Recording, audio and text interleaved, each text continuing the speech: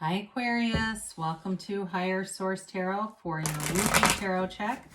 This is for the week of February 28th through March 7th for all Aquarius, Sun, Moon, Rising, and Venus. I hope you're all doing well. If you are new to the channel, I post new readings every Friday, then again Monday or Tuesday. So if a reading doesn't resonate, you can always just check back in a couple of days. You could watch a reading from a different part of your chart, or really any reading that speaks to you. The tarot is sacred divination, so the readings are timeless.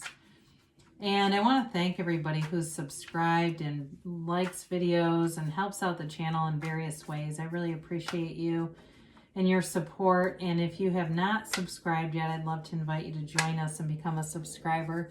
Then you'll know when anything new is posted on the channel. So let's begin and get the guidance for Aquarius. Sun, Moon, Rising, and Venus. What does Aquarius need to know, please? All right.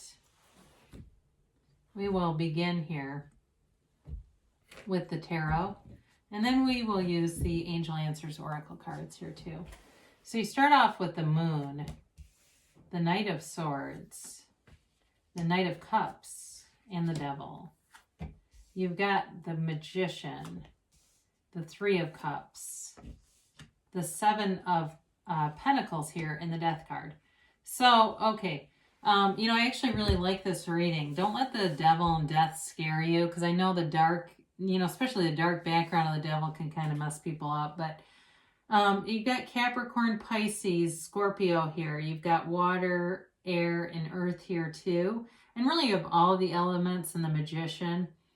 But I feel like if you've got something going on that's just, there's a lack of clarity, a lack of vision here, you're going to be getting focused, you're going to be getting vision. The Death card is transformation. It's a very powerful card, and I very much like to see it here with the Devil, because the Devil is that stagnant energy. So you want something like the Tower or the Death card when you have the Devil energy showing up. That's not, and even the Moon too, for that matter, with the Death card. The Moon is a card of really encouraging you to go into your intuition, really quiet your mind, that pool of consciousness here. This is the seat of the soul. And it's all about knowing that you come from this. That's source energy. That's what you really are. And so it's becoming one with that energy. It's also, though, a time of great emotion for you. For some of you, there's something here that it's like you're really wanting to get on track with some things, get focused with some things, and get more clarity. And so you've got gifts coming in that will help with that. There's communication here, but there's also the yads of the tarot here coming off of the Moon and the Sun, and the Moon mirrors the Sun, right? So the Sun is also featured here too, but the yads are the first letter of the name of God in Hebrew. So they're telling you you're being divinely guided, and you're a divine being.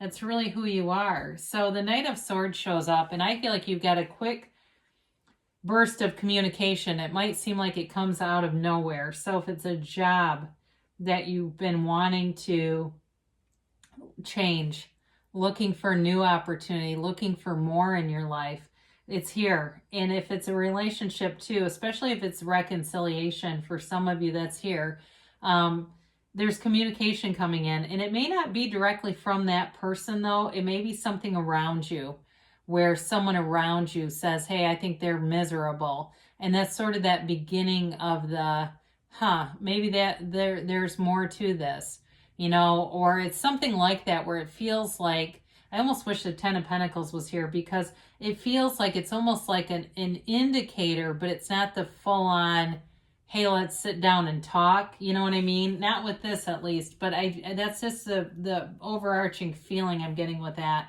There's opportunities throughout the reading though, in terms of love and financial maneuvers here too.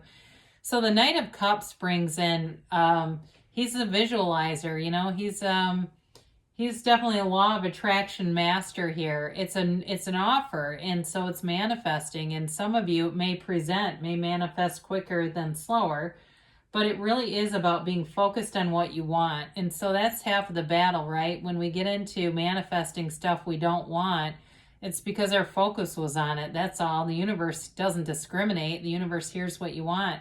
So if for some, it's really about cleaning up your vibrational act, getting clear about what you want. Those of you that's reconciliation, this person has you on their mind and in their heart, no doubt about it. They have not moved on. I just don't see that. And I feel like they're almost kind of stuck here. So the key to that is really manifesting a new relationship, because some of why you haven't reconciled is somebody here is too caught in the old relationship. And so there's a stagnancy that the devil brings in that's holding it down. For others of you, though, like I said, you got new opportunities here. And it's really about letting go of this stagnant old energy.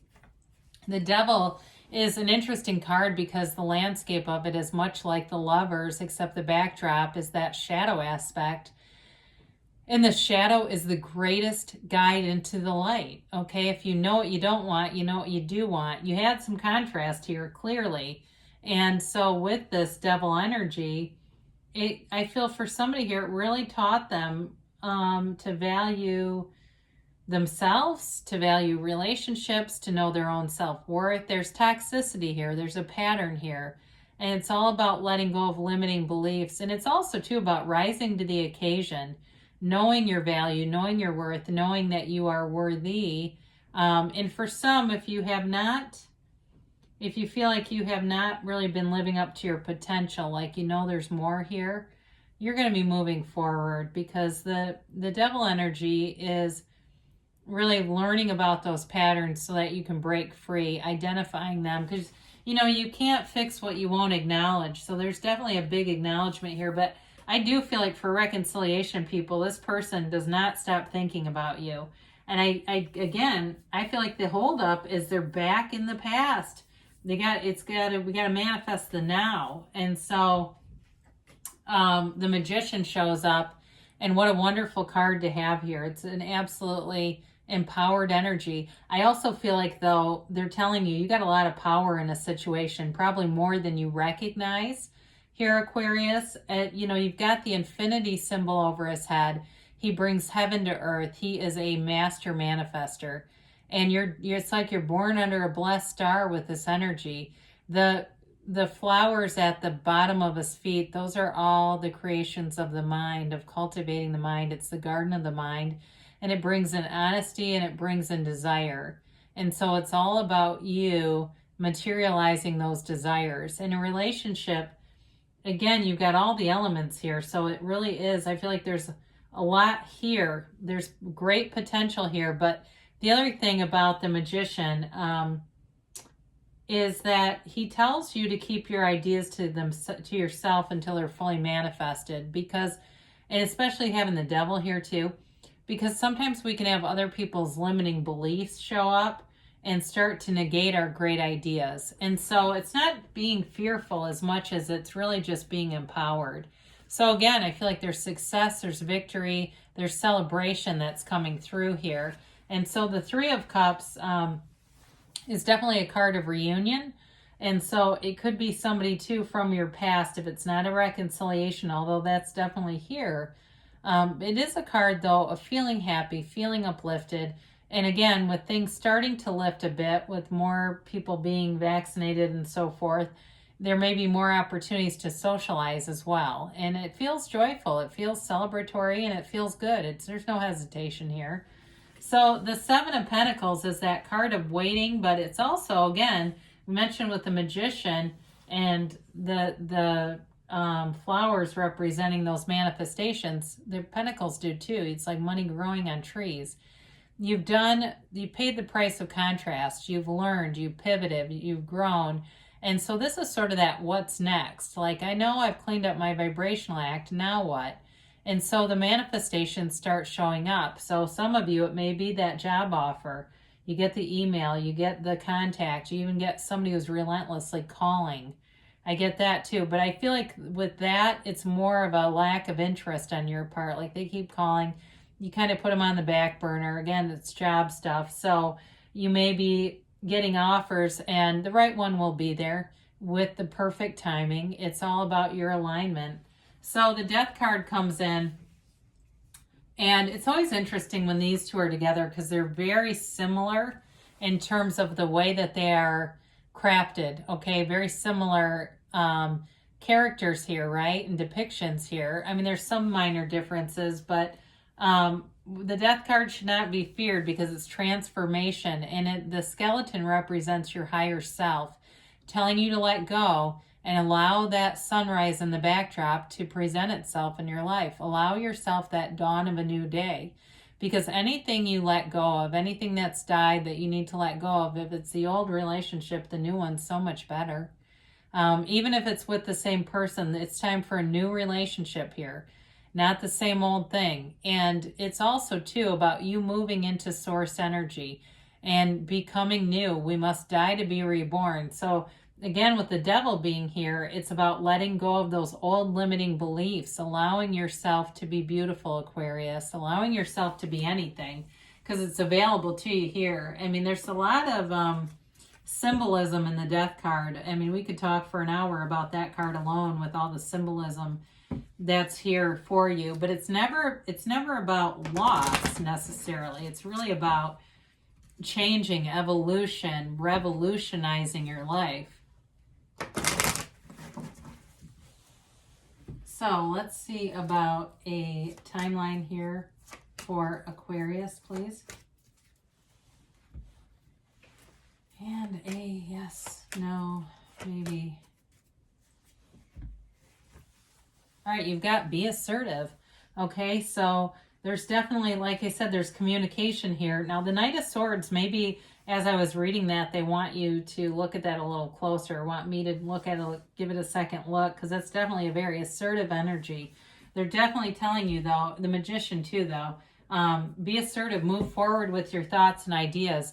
They tell you it's up to you, okay? I think this is in terms of that love stuff. I also think as far as putting yourself out there for career, though, too, and, you know, as you put yourself out there, there's going to be answers back. There's going to be responses.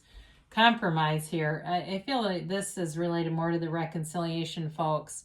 And like I said, manifesting a new relationship, okay? Something new, even if it's with the same person. You're ready, okay? So you are vibrationally a match to your heart's desires. And that's all you really have to do is line up with it. And then the right people appear. You're in the right situations. The timing is perfect. And life is smooth. You know, it all comes together. You've got a yes. This card has been coming up a lot. It's really that emphatic yes. You create your own reality. This one always reminds me of the sun in the tarot, and letting you know that you can have, do, or be anything. Really, it's all up to you and just being in alignment. So great things are coming for you, Aquarius. I love you, and I'll be back again soon.